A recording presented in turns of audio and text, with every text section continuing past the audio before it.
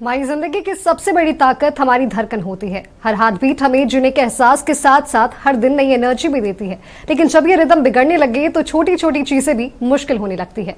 नमस्कार, स्वागत है आपका हेल्थ नक्षत्र में और मैं हूं आपके साथ माधवी चौधरी। और आज हम बात करेंगे दिल की सेहत और उसे मेंटेन करने के स्मार्ट वेज के बारे में। आज की फास्ट पेस लाइफ में हार्ट की डिजीजेस हर उम्र में देखने को मिल रही है। अनहेल्दी लाइफस्टाइल, स्ट्रेस और अवेयरनेस की कमी की वजह से हार्ट इश्यूज जो हैं वो काफी ज्यादा कॉमन होते जा रहे हैं। और ऐसे में इस विषय पर बात करने के लिए हमारे साथ भगवान महावीर मणिपाल हॉस्पिटल रांची के consultant cardiologist doctor Rohit Kumar हमारे साथ जुड़ चुके हैं। तो सबसे पहले डॉक्टर रोहित, आपका बहुत बहुत स्वागत है नक्षत्र न्यूज पर। और हेल्थ नक्षत्र हमारे एक ऐसा प्रोग्राम है जिसके माध्यम से हम अपने दर्शकों को ज्यादा से ज्यादा मेडिकल संबंधित जानकारी देते हैं। सबसे पहला सवाल डॉक्टर रोहित आपसे यही रहेगा कि आज के अगर लाइफस्टाइल को देखें तो सबसे कॉमन ऐसे कौन से हार्ट प्रॉब्लम्स हैं जो देखने को मिल रहे हैं? जी, आज के लाइफस्टाइल के हिसाब से जो सबसे कॉमन प्रॉब्लम्स हम लोग देख रहे हैं वो है ब्लॉकेजेस, यानी हार्ट की नसों में जो ब्लॉकेजेस बनती है जिसके वजह से हार्ट अटैक या हार्ट फेलियर की संभावना बढ़ी रहती है। एंड इसके पीछे सबसे बड़ा कारण है आज की हमारी जो लाइफस्टाइल है। ब्लॉकेजेस जो है यानी कि चर्बी होती है। चर्बी वही जमेगी जो कि आपका शरीर रिटेन कर रहा हो। एंड रिटेन कब करता है, यानी आपके शरीर में कब रह जाता है, जब आप उसका उपयोग नहीं करते हैं। आज के डेट में हमारी जो लाइफस्टाइल है, भारी काम नहीं होता है, बैठ के ही ज़्यादातर काम होता है। तो वैसे में वो चर्बी जो है वो बॉडी रिटेन करती है, यानी अपने अंदर समाहित करती है। और उसका सबसे कॉमन जगह होता है हार्ट की जो नसें होती है। एंड जब उन नसों में ब्लॉकेज बनता है देन हार्ट संबंधित जो कोरोनरी आर्टरी डिजीज जिसे टेक्निकली बोला जाता है, यानी ब्लॉकेजेस की समस्या, जिसकी वजह से हार्ट अटैक, हार्ट में कमजोरी और हार्ट फेलियर की संभावना बढ़ती है, वो सबसे कॉमन तौर पर हम लोग आज के डेट में देख रहे हैं।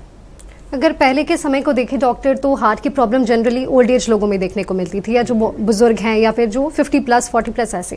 लेकिन आज के समय में बच्चों को भी हार्ट प्रॉब्लम्स हो रही है, और इसका मुख्य कारण क्या है? ये बात तो आपने सही कहा। ये बात पुरानी हो चुकी है कि 40+ में ही बीमारियां होंगी या 50+ में बीमारियां होंगी। आज के डेट में हम लोग 20-22 साल के बच्चे ही आप कह सकते हैं, नौजवान कह सकते हैं, उनमें भी ये सारी बीमारियां हम लोग देख रहे हैं। एंड सबसे बड़ी चीज़ है ये ब्लॉकेज संबंधित बीमारी। ब्लॉकेज संबंधित बीमारी 40-45 के बाद ही हम लोग देखते थे। एंड इसके पीछे बहुत सारे कारण हैं। आज के डेट में आप अगर उदाहरण के तौर पर अगर आप देखें, एक ऐप के द्वारा आप जो चाहे खाना मंगवा सकते हैं। एंड मेजॉरिटी अगर आप लोग देखेंगे या जो हमारे दर्शक है वो फील करते होंगे, ज़्यादातर जो खाना या खाद्य पदार्थ आता है ना तो उसकी शुद्धता की कोई गारंटी होती है, एंड साथ ही साथ जंक फूड जिसे कहते हैं, पिज़्ज़ा, बर्गर, इस टाइप की ही चीज़ें आज के डेट में हम लोग एक ऐप के द्वारा मंगवाते हैं। तो जब यंग बच्चे इस टाइप का खान पान करने लगे तो वहीं से बीमारी की शुरुआत हो जाती है। प्लस आज के डेट में अगर आप देखेंगे तो हमारे समय में शाम होते ही हम लोग मैदान में खेलने चले जाते थे, क्रिकेट, फुटबॉल, बैडमिंटन। एग्जैक्टली, वो फिजिकल एक्टिविटीज़ आज के डेट में नहीं है। बच्चों को आप देखें तो वो एक कोने में बैठ के मोबाइल चलाते रहेंगे, लैपटॉप चलाते रहेंगे। एंड ये दोनों का जो मिश्रण है, the combination of these both, वो बहुत ही रिस्की है। और इसीलिए आज यंग एज से ही आप डायबिटीज़ के उदाहरण देख सकते हैं। इनफैक्ट बीपी, मोटापा, ये सारी चीज़ें इतनी बढ़ती जा रही हैं। और सिर्फ भारत नहीं, दुनिया भर में, भारत में थोड़ी ज़्यादा ही हो रही है ये सारी चीज़ें। और इन सब के वजह से 22 साल, 25 साल के बच्चों में भी ब्लॉकेजेस रिलेटेड समस्या या हार्ट के कमज़ोर होने की समस्या पाई जा रही है, उनका अनफिट होना। एंड इस वजह से अब वो कितने भी कम उम्र के पेशेंट्स हमारे पास ओपीडी में आए, हम उसे फॉर ग्रांटेड नहीं लेते हैं कि नहीं 20 साल के हैं तो इन्हें हार्ट की समस्या नहीं होगी। हम हर एक पेशेंट को उतना ही सीरियसली देखते हैं, बिकॉज ये समस्याएं यंग एज में भी बढ़ती चली जा रही है। हम दिल की सेहत के बारे में बात कर रहे हैं, और ऐसे में हाई ब्लड प्रेशर और कोलेस्ट्रॉल को एक साइलेंट किलर के तौर पर देखा जाता है, ऐसा क्यों है? साइलेंट किलर मतलब जो बतला कर नहीं आता हो जी, या जिसके सिम्टम्स ना आते हो। बीपी या कोलेस्ट्रॉल जिसकी आपने बात कही, कई बार सिम्टम्स कुछ भी आपको महसूस नहीं होगा अनलेस अनटिल कि आप खून की जांच या फिर बीपी की मेजरमेंट करवाएं। आप कई लोगों से मिलेंगे जो ये कहेंगे कि अरे डॉक्टर साहब, हमें तो मालूम ही नहीं था, ये तो आज चेक कराया हमने रूटीन तौर पर, तो हमें बीपी बढ़ा हुआ मालूम चला। जब हम उन पेशेंट्स में फर्दर करते हैं इवैल्यूएट, तो हमें मालूम पड़ता है कि उनके हार्ट में थोड़ी कमजोरी भी आ चुकी है या हार्ट के मसल्स में मोटापा आ चुका है, जिससे वो अवगत नहीं थे। एंड चूंकि ये सारी चीज़ें बिना किसी सिम्टम्स के चोरी छिपे आती है और जब इसका मालूम चलता है तब तक बात बहुत बढ़ चुकी रहती है, हार्ट पे उसका इम्पैक्ट बहुत ज़्यादा हो चुका रहता है। इसीलिए हम लोग इन्हें साइलेंट किलर कहते हैं।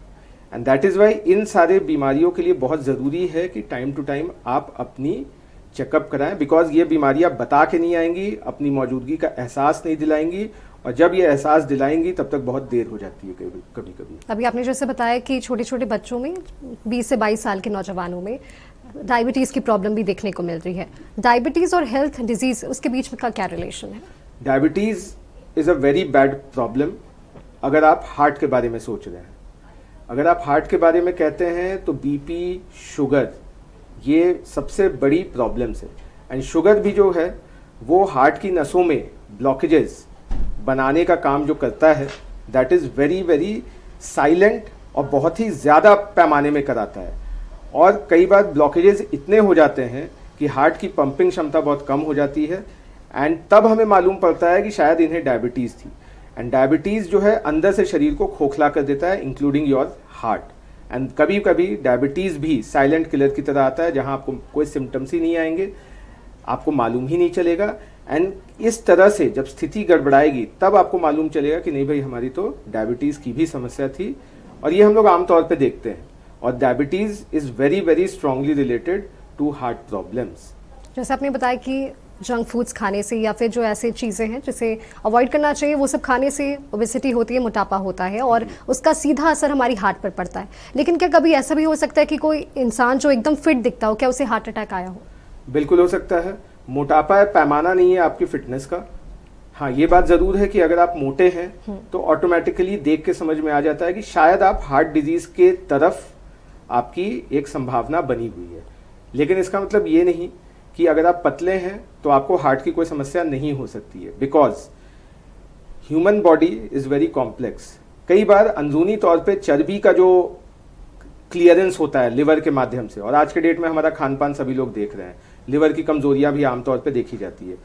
वो चर्बी का क्लियरेंस जो है वो अगर अच्छे से नहीं होता है तो भले ही आपकी शरीर कितनी भी चुस्त दुरुस्त देखने में हो, अंदरूनी तौर पे ब्लॉकेजेस की बनने की संभावना हमेशा रहती है। तो अगर आप ये समझते हैं कि मैं बहुत फिट हूँ, मैं बहुत पतला हूँ, इसका मतलब ये नहीं कि आप हार्ट डिजीज से ग्रसित नहीं हो सकते। एंड सिर्फ ब्लॉकेज की ही बात नहीं है, और भी कई प्रकार के हार्ट के डिजीजेज होते हैं जो सिर्फ मोटापे, चर्बी या ब्लॉकेजेस से जुड़े हुए नहीं रहते हैं। उनके प्रति भी आपकी एक संभावना हो सकती है कि उम्र के साथ आपको वो बीमारियां हो सकती है, धड़कन संबंधित बीमारियां हो सकती हैं, हार्ट की पंपिंग ऑटोमेटिकली कमजोर हो सकती है। और इसीलिए जो पतले भी हैं उन्हें भी अपने हार्ट डिजीज के प्रति काफ़ी सजग होना चाहिए। आपने जैसे बहुत सारे रीजंस बताए हार्ट प्रॉब्लम्स के, क्या ऐसे कोई जेनेटिक फैक्टर्स या फैमिली हिस्ट्री भी एक रीजन हो सकता है हार्ट प्रॉब्लम से? जी बिल्कुल, family history is also one of the very important causes. हमने बात की बीपी, शुगर जी, लेकिन हम कई बार भूल जाते हैं फैमिली हिस्ट्री। अगर आपके माता पिता, भाई बहन या आपके ओवरऑल परिवार में हार्ट डिजीज से संबंधित समस्याएं बहुत सारी हैं, तो ये ऑटोमेटिकली आपके बॉडी की जो संरचना है वो आपका परिवार ही तय करती है। तो आपकी बॉडी की संरचना में भी वो डिफेक्ट आने की संभावना होती है। और कई बार फैमिली हिस्ट्री वाले लोगों में सारे बीमारियों के ना मौजूदगी में ही, जैसे कि बीपी नहीं है, शुगर नहीं है, फिर भी अगर आप देखेंगे तो उनमें ब्लॉकेज संबंधित या हार्ट संबंधित बीमारियां होती है। और एक इसमें एक बहुत विशेष सब ग्रुप है, और ये इसलिए मैं मेंशन कर रहा हूं बिकॉज आज के डेट में हम लोग बहुत सारे यंगस्टर्स को देख रहे हैं कोलैप्स करते हुए। कोविड भी उसके पीछे एक कारण हो सकता है, लेकिन एक फैमिली हिस्ट्री संबंधित भी कारण हो सकती है, या जेनेटिक बीमारी जिसे बोलते हैं, जिसमें हार्ट की मसल्स का मोटापा बहुत ज़्यादा बढ़ जाता है। रिसर्च में अगर आप देखें तो ऑलमोस्ट 70% जो हैं, 10 में से 7 पेशेंट्स जो अचानक से कोलैप्स करते हैं यंगस्टर्स, उनमें ये जेनेटिक फैक्टर्स ही आपको मिलेंगे जो कि शायद समय पे ईसीजी, इको के माध्यम से पकड़ा जा सकता था। लेकिन चूंकि हम लोग अवेयर नहीं रहते हैं कि भाई फैमिली हिस्ट्री इस तरह से अफेक्ट कर सकती है, तो हम लोग इस चीज़ को हल्के में ले लेते हैं और कई बार इस तरह से खामियाजा भुगतना पड़ता है। अल्कोहल और स्मोकिंग का हमारे हार्ट पे इमीडिएट और लॉन्ग टर्म इफेक्ट क्या हो सकता है? देखिए, अल्कोहल और स्मोकिंग, अगर आप हार्ट के विषय में बात कर रहे हैं तो अल्कोहल और स्मोकिंग का आपकी जिंदगी में जगह नहीं होना चाहिए। Both alcohol as well as smoking heart को कमजोर बनाते हैं, हार्ट के मसल्स जो होते हैं जिनसे कि हार्ट पंप करता है उसे कमजोर करते हैं। और ये एक दिन 2 दिन की बात नहीं होती है, हर दिन हर सेकंड इंपॉर्टेंस रखता है। Over the course of time, एक समय सीमा के बाद वो अंदरूनी तौर पे ब्लॉकेजेस से लेके विदाउट ब्लॉकेजेस आपकी हार्ट को कमजोर कर सकता है। और साथ ही साथ वो बीपी, शुगर, थायराइड की बीमारियों को भी जन्म दे सकता है, जो खुद में हार्ट की समस्याओं को और बढ़ा सकते हैं।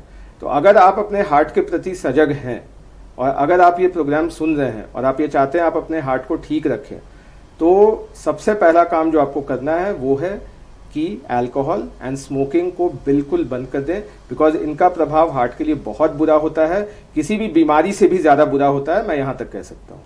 अगर एक हेल्दी हार्ट के लिए डाइट, एक्सरसाइज, स्लीप और स्ट्रेस मैनेजमेंट कितना ज्यादा जरूरी है? आज के डेट में तो स्ट्रेसफुल लाइफ तो आम बात हो गई है। एंड जो हमने बात की कि यंगस्टर्स में क्यों देखा जा रहा है इतना ज्यादा, उसके पीछे डाइट के अलावा एक चीज जो हमने मेंशन नहीं किया वो था स्ट्रेस, क्योंकि मुझे मालूम था कि ये बात उठेगी। जो हमारे जॉब्स, आईटी प्रोफेशनल्स हो या कोई भी जॉब हो आज के डेट में, या पारिवारिक तनाव, ये स्ट्रेस जो है ये बॉडी में तरह तरह के केमिकल्स रिलीज कराता है, जिसका कि प्रभाव हार्ट पर अच्छा नहीं रहता है। वो हार्ट को कंटिन्यूअसली प्रेशर में रखता है, एंड जब हार्ट कॉन्स्टेंटली प्रेशर में रहेगा तो उसमें बीमारी होने की संभावना और बढ़ती चली जाएगी। And that is why it is very important कि आप अपने शरीर को और साथ ही साथ अपने दिमाग को रेस्ट दें। स्ट्रेस तो हर किसी की जिंदगी में हो सकता है, लेकिन स्ट्रेस से निपटने के भी कई उपाय हैं, जैसे कि सबसे जरूरी सही समय पे सोना और सही समय पे उठना, early to bed and early to rise, जो हमने सुना था स्कूल में।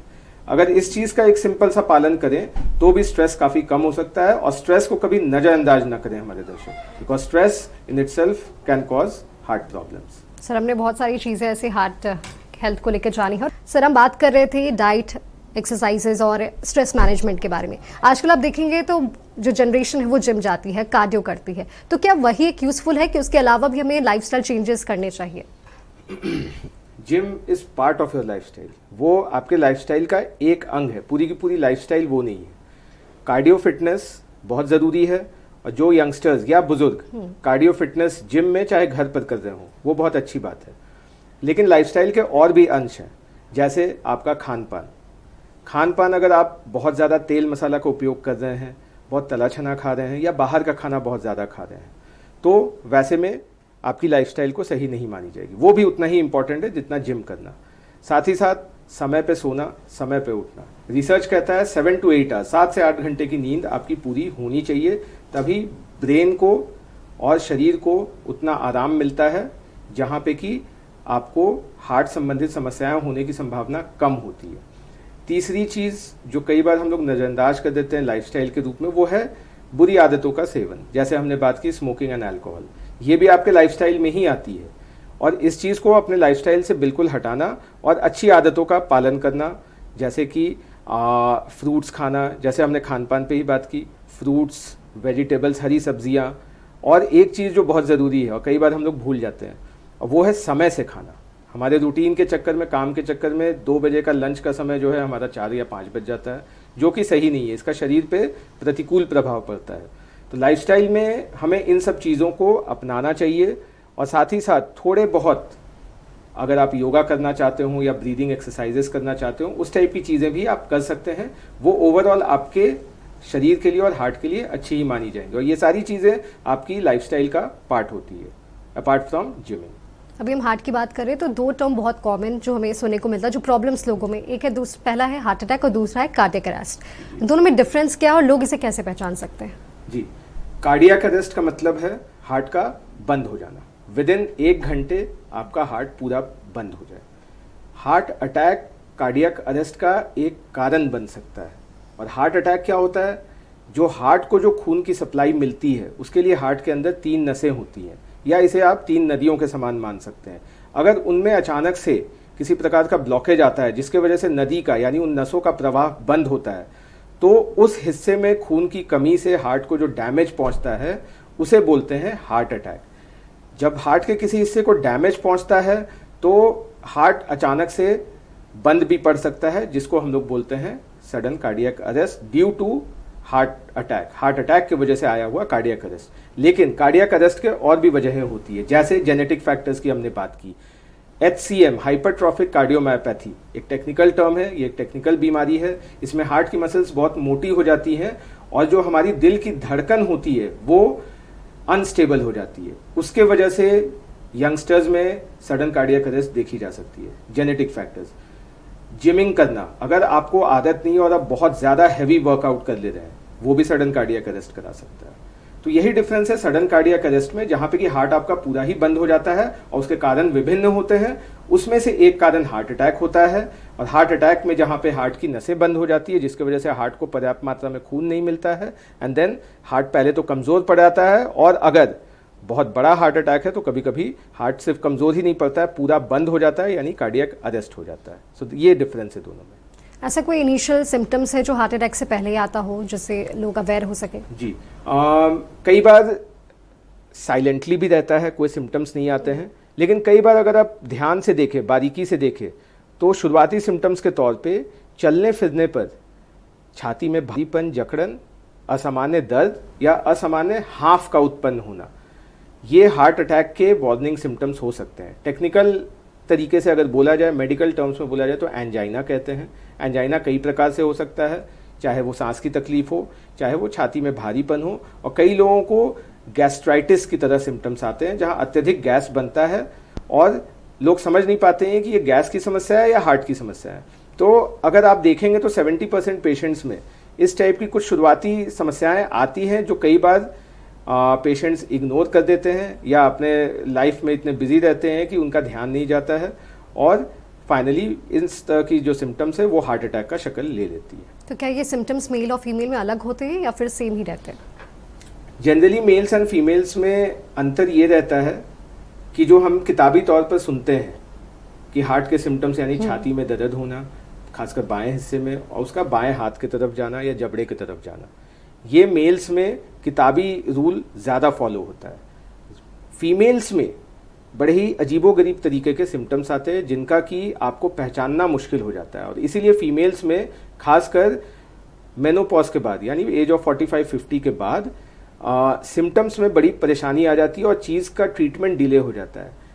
जो इसीलिए हम एक टर्म यूज़ करते हैं एंजाइना इक्विवेलेंट, जहां आपको किताबी तौर पे छाती में दर्द नहीं होता है, लेकिन पेट में अत्यधिक जलन, छाती में अत्यधिक जलन या बेचैनी आना, या फिर सिर्फ पसीना एक्सेस आना और उसके साथ थोड़ी सी सांस की तकलीफ होना, इस टाइप के अजीबोगरीब सिम्टम्स या एटिपिकल सिम्टम्स जो हैं वो फीमेल्स में ज़्यादा आते हैं, और इस वजह से कई बार डायग्नोसिस डिले हो जाती है। तो मेल्स एंड फीमेल्स में यही अंतर है सिम्टम्स में। इसीलिए फीमेल्स को ये चीज़ जानना बहुत ज़रूरी है, महिलाओं को, कि आपके सिम्टम्स ज़रूरी नहीं कि छाती में दर्द के समान ही आए, वो अलग तरीके से भी आ सकती हैं, और अगर ऐसी कोई भी सिम्टम्स आ रही है तो आपको तुरंत सजग हो जाना चाहिए। और ऐसे में CPR का क्या रोल होता है? CPR इज़ डन जब सडन कार्डियक अरेस्ट हो जाता है, चाहे उसके पीछे वजह जो भी हो। CPR में हम लोग पंपिंग करते हैं, आर्टिफिशियल माध्यम से अपने हाथों का प्रयोग करके करते हैं, जिससे कि ब्लड सर्कुलेशन बना रहे और हार्ट को एक झटका मिले, जिससे कि वो रीस्टार्ट हो जाए। CPR का रोल इसलिए अहम है कि अगर आपके आसपास कोई पेशेंट अगर कोलैप्स हो रहा है तो CPR लाइफ सेविंग हो सकती है, और लाइफ सेविंग सिर्फ हार्ट को बचा के नहीं, जितने देर हार्ट काम नहीं कर रहा है ब्रेन को भी वो बचाता है, और CPR के माध्यम से कईयों की जान हमने भी बचाई है। एंड अगर विदेशी धरती पर अगर हम देखें US, UK, तो वहाँ पे CPR के ऐसे बहुत सारे केसेस हैं जहाँ आम जनों ने CPR किया है और अपने साथियों की जान बचाई है। तो ये एक नॉन मेडिकल पर्सन भी कर सकता है CPR? जी बिल्कुल कर सकता है, बस उसे ज़रूरत है ट्रेनिंग की और जागरूकता की कि उसे कब करनी चाहिए, और उसकी ट्रेनिंग जो है बहुत ही सिंपल है, कोई भी आम आदमी इस चीज़ को सीख सकता है, और हमारा तो सजेशन यही रहेगा कि इसे हर किसी को सीखना चाहिए, खासकर आज के परिवेश में जहां हम इतनी सारी घटनाएं देख रहे हैं। लेकिन आजकल CPR को लेकर भी कई तरह के मिथ्स भी लोगों के अंदर देखने को मिल रहे हैं, इसे कैसे देखते हैं? देखिए, मिथ्स तो हमेशा रहेंगे, और मिथ्स तभी रहेंगे या गलतफहमियां तभी रहेंगी जब आप ये नहीं समझ पाएंगे कि वो क्यों किया जाता है, कैसे किया जाता है और उसके फ़ायदे क्या हैं। सबसे ज़रूरी है ये समझना कि CPR के माध्यम से हम क्या करना चाह रहे हैं। सीधी सी बात है, जब हार्ट की सर्कुलेशन बंद हो जाती है, हार्ट काम नहीं करता है, तो शरीर में खून का प्रवाह बंद होने लगता है। CPR उस खून की प्रवाह को चालू करता है। इसमें और कोई आपके पास चारा नहीं है वैसे सिचुएशन में। हाँ, CPR में कई बार लोग कंप्लेन करते हैं कि छाती में थोड़ा दर्द होता है। भाई, हड्डियों पे चोट तो आती है, लेकिन जान जाने से तो बेहतर है कि आप हड्डियों में चोट लेकर जिंदा रहें। तो CPR को रिलेटेड जो मिथ्स हैं या जिन्हें भी मिथ्स हैं या गलतफहमियां हैं, उन्हें हमारा सजेशन यही रहता है कि आप एक बार CPR संबंधित अपने पास के नज़दीकी हॉस्पिटल या हेल्थ प्रोफेशनल से बात करें, समझें कैसे किया जाता है, उसके फ़ायदे नुकसान समझें और खुद आकलन करें। और अगर वो खुद आकलन करेंगे इतनी सारी चीज़ों को समझने के बाद, तो उन्हें CPR को लेकर कोई गलतफहमी नहीं रहेगी। CPR लाइफ सेविंग टेक्निक है जो हर किसी को सीखना ही चाहिए। और इसके अवेयरनेस लेवल किस तरह से देखे जा रहे हैं इंडिया में? देखिए, हाल फिलहाल के दिनों में जिस प्रकार से बहुत सारी चीज़ें, बहुत सारे वाक़ये आ रहे हैं, एंड सोशल मीडिया के ज़माने में और CCTV के ज़माने में कई सारे लोग इन सब चीज़ों को घर बैठे अपने मोबाइल पर देख रहे हैं। वैसे स्थिति में अब धीरे धीरे CPR संबंधित जो जागरूकता है वो बढ़ रही है। लोग ये समझ रहे हैं कि सडन कार्डियक अरेस्ट जब होता है तो समय बिल्कुल नहीं मिलता है, और लोग ये भी समझ रहे हैं, और कई वीडियोस भी ऐसे हैं जहां उन्होंने देखा कि साथियों ने CPR किया और पेशेंट की जान बच गई। तो अब ये जागरूकता धीरे धीरे बढ़ रही है। यंगस्टर्स भी हमारे पास आते हैं, युवाएं आते हैं जो जानना चाहते हैं कि CPR क्या होता है, और हम उन्हें काफ़ी जागरूक भी करते हैं और उन्हें सलाह भी देते हैं कि आप एक प्रॉपर CPR ट्रेनिंग ले लीजिए, जिससे कि ना सिर्फ अपने घर परिवार बल्कि आम जनता के भी आप सहयोग कर सकें। जब भी हार्ट प्रॉब्लम्स की बात करें या हार्ट की सेहत की बात करें तो बाईपास सर्जरी एक टर्म आता है सामने। बाईपास सर्जरी क्या होता है और किस सिचुएशन में जाके ये सर्जरी की जाती है? जी, ये जो बाईपास सर्जरी की हम लोग बात कर रहे हैं, ये बेसिकली जब हार्ट की नसों में ब्लॉकेजेस बन जाते हैं तो ये किया जाता है। इन ब्लॉकेजेस का पता चलता है हमें एंजियोग्राफी के द्वारा, जहाँ पे कि हाथ की नस या फिर पैर की नस में एक छोटा सा इंजेक्शन लगाते हैं और उस जांच के माध्यम से हमें पता चलता है ब्लॉकेजेस कैसी हैं। हार्ट की जो नदियाँ जिसका मैंने उल्लेख किया, हार्ट की नदियों में अगर ब्लॉकेजेस रहते हैं और एक पर्टिकुलर परसेंटेज से ज़्यादा ब्लॉकेज रहते हैं, तो सिर्फ दवा के भरोसे आप नहीं रह सकते। देन आपको उन ब्लॉकेजेस को क्लियर करने के लिए कुछ ना कुछ करने की आवश्यकता होती है, ऑपरेशन का सहारा लेना पड़ता है। और वैसे में 2 ऑपरेशन हमारे काम आते हैं। एक होता है एंजियोप्लास्टी, जिसमें स्टेंट लगाते हैं, और दूसरा होता है वो जो आपने कहा bypass surgery. Bypass surgery and angioplasty दोनों का बहुत अहम रोल है ब्लॉकेजेस क्लियर करने में। ब्लॉकेजेस किस प्रकार के हैं, पेशेंट किस स्थिति में है, कितना वो फिजिकल फिटनेस है उसकी, कितना उसकी कार्डियक फिटनेस है, इस आधार पर तय किया जाता है कि बाईपास सर्जरी ज़्यादा बेहतर रहेगा या फिर एंजियोप्लास्टी सर्जरी। लेकिन ये दोनों के दोनों माध्यम ब्लॉकेजेस क्लियर करने के माध्यम है। एक आखिरी सवाल डॉक्टर मैं आपसे लेना चाहूंगी, आज की जनरेशन को, स्पेशली यंग जनरेशन को आप क्या टिप्स देना चाहेंगे? यंग जनरेशन को सबसे बड़ा टिप तो मैं यही देना चाहूँगा कि आप ये ना समझें कि हार्ट की बीमारियों से आप दूर हैं, अब वो समय चला गया। आपको कम उम्र से ही अपने हार्ट के प्रति सजग होना चाहिए, और सजगता के लिए सबसे ज़रूरी है कि आप अपना लाइफस्टाइल सेट करें, लाइफस्टाइल अच्छा रखें। उम्र जैसे जैसे बढ़ती है, कम उम्र में अपनाई गई गलत आदतें जब उम्र बढ़ती है तो ज़्यादा दिक्कत होती है। तो यंगस्टर्स को हमारा यही सजेशन रहेगा कि आप चाहे 10 साल के हों, 15 साल के हों, 20 साल के हों, कॉलेज गोइंग हो, स्कूल गोइंग हो, आप अभी से अपने खान पान पे थोड़ा ध्यान दें, फिटनेस के प्रति थोड़े जागरूक हों। फिटनेस का मतलब ये नहीं कि आप सिर्फ जिम करें, बट वॉकिंग, रनिंग, अपनी बॉडी फिजिक मेंटेन करने की कोशिश, बहुत हैवी जिम ना करें, हल्की फुल्की जिम करें, मसल मास मेंटेन करें, और अपने शरीर को रेस्ट दें, मोबाइल ना चलाते रहें रात भर, अच्छे से नींद लें। ये सारी टिप्स जो हैं यंगस्टर्स के काम आज तो नहीं, लेकिन वो खुद फील करेंगे 2-3 साल में, वो अपने शरीर में एक ऐसी स्फूर्ति महसूस करेंगे जो उनके लिए ज़िंदगी भर काम आएगी। और एक टिप ये भी रहेगी कि अपने साथ साथ अपने पेरेंट्स का भी ध्यान रखें, और उनकी भी अगर कोई भी शंका होती है तो उनकी भी जांच कराएं। ये भी एक टिप हमारे तरफ से रहेगी।